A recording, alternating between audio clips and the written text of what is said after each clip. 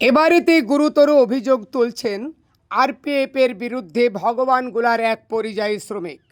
সেদিনকে কি হয়েছিল আপনার সঙ্গে? সেদিনকে আপনার ঘটেছিল, আমরা একজনকে রাখতে এসেছিলাম, পায়ের অপারেশন হবে তাই। তো অপারেশন করার জন্য রাখতে এসেছিলাম, তো আমরা একটু আগে এসেছিলাম, ও একটু পিছে ছিল। তো ওকে বললাম টিকিটটা কেটে নে আর ওই 7 নম্বরে চলে যা।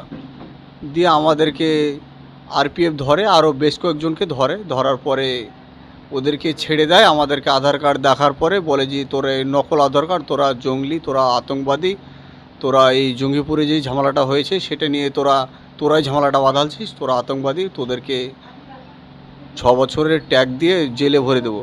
এসব নানা রকমের করে। তারপরে আরও আরপিএফ থাকে, ও 10 মিনিটের জন্য কোথায় যায়।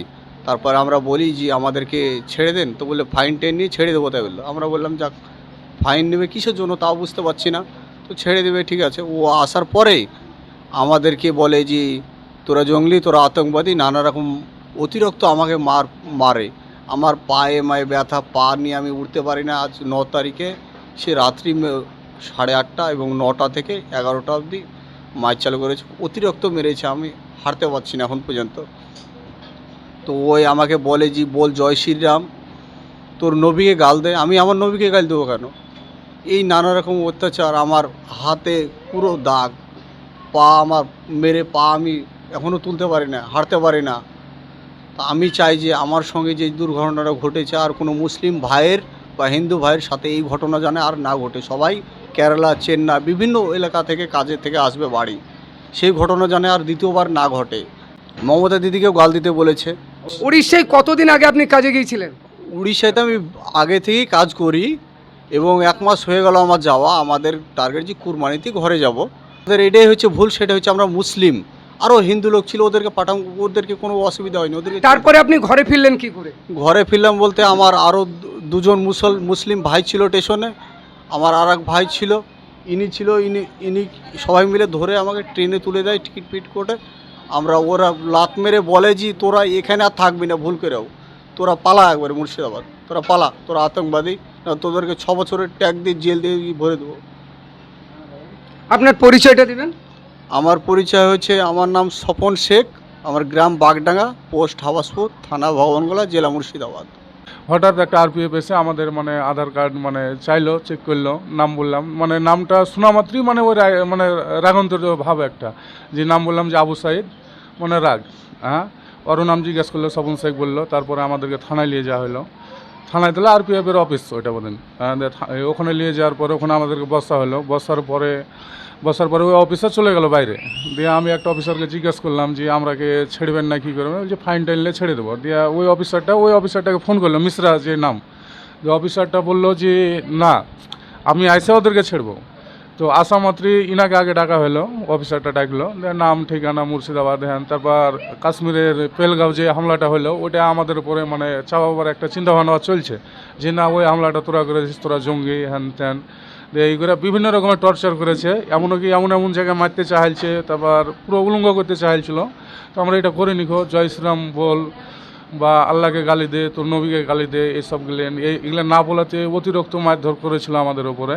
হয় যে আরএসএস এর কোনো একটা হবে, এরকমই ছিল। আপনারা আইনের দ্বারস্থ হয়েছেন? হ্যাঁ, অবশ্যই হয়েছি, আইনের দ্বারস্থ হয়েছি। যেখানে যেখানে মেল করার কথা সেখানে করেছি। ভগবানগোলা থানায় আমরা একটা ডায়েরি দিয়েছি। হ্যাঁ, বিভিন্ন স্তরে পেটা হয়েছে। আপনারা কি চাইছেন এখন? আমরা চাইছি যে আমাদের সাথে যে ঘটনাটা হয়েছে যেন আরও কোনো পরিযায়ী শ্রমিকের সাথে যেন না হয়, এটাই আমরা চাইছি। এলে আমাদের মুখ্যমন্ত্রীর কাছে দাবি যেন এটা নিয়ে বিভিন্ন রাজ্য সরকারের সাথে কথাবার্তা বলে। কোনো আন্দোলন সংগঠিত করতে চাইছেন? হ্যাঁ, অবশ্যই করতে চাইছি, অবশ্যই আন্দোলন করতে চাইছি, সরকারের দৃষ্টি আকর্ষণ করতে চাইছি অবশ্যই। আপনি এখানকার যিনি সংসদ রয়েছেন আবু তাহের সাহেবের সঙ্গে আপনি কথা বলেছেন? হ্যাঁ, একজন কথা বলেছিল, সে এখন দিল্লিতে আছে, বাড়ি এসে কিছু একটা বলবে এরকম বলেছিল। আমাদের মাননীয় মুখ্যমন্ত্রী যদি একটা হুঙ্কার ছাড়ে বিভিন্ন রাজ্যের মুখ্যমন্ত্রীদেরকে, এ সহজেই বন্ধ হয়ে যাবে মনে করেন? হুঙ্কার ছিল, অবশ্যই সহজে তো বন্ধ হয়ে যাওয়ার কথা। কেন করছে না? আপনার কি ধারণা, কি মনে হচ্ছে? এগুলো সব রাজনীতি ব্যাপার, এরকমই কোনো একটা চিন্তা ভাবনা, ওদের রাজনীতিরই কোনো একটা হবে। আপনার পরিচয়? আমার পরিচয়, আমার নাম হচ্ছে আবু সাইদ, গ্রাম বাগডাঙ্গা, পোস্ট হাওয়াসপুর, থানা ভাওনগোলা, জেলা মুর্শিদাবাদ। যদি দীর্ঘদিন ধরে এইভাবে বসে থাকে আপনার সংসার চলবে কি করে? চলবি না তো, সংসার চলে?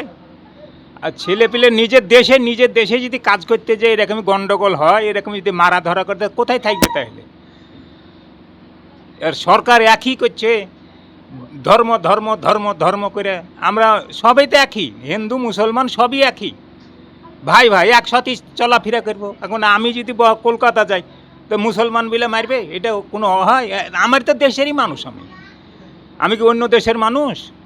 এরকম করবে আমার ছেলেকে, আর ছেলেকে করবে, আর কাহুরই ছেলেকে করবে? মুখ্যমন্ত্রীকে আমরা বলছি যে আমাদের দেশের এরকমই অত্যাচার যেন মানুষের না হয়। যদি ওই রাজ্যর কোনো লোককে যদি কাজ না করতে দেয়, তাহলে এই রাজ্যের যিনারা বিভিন্ন রাজ্য থেকে এসে কাজ করছে তাদেরকে আপনারা কি এখান থেকে তাড়িয়ে দিতে চাইছেন? তারা যায়? আমরা তো একই দেশেরই মানুষ, সবই তো ভারতেরই মানুষ। ওরা উড়িষ্যার লোক আমাদের কলকাতায় কাজ করবে, আমাদের বাংলার লোক ওখানে যা কাজ করবে, এই তো কাজ ছাড়া কিছু আছে কি? ধরেন যে আমি অসুখ দেখাইতে উড়িষ্যা যেতে পারি, চেন্নাই যেতে পারি, কেরালা যেতে পারি, তাহলে আমাকে মুসলিম বিলা মারবে কি? দেখবে না? আপনার আমার নাম বাবলু শেখ, শাহিদ শেখের বাবা আমি।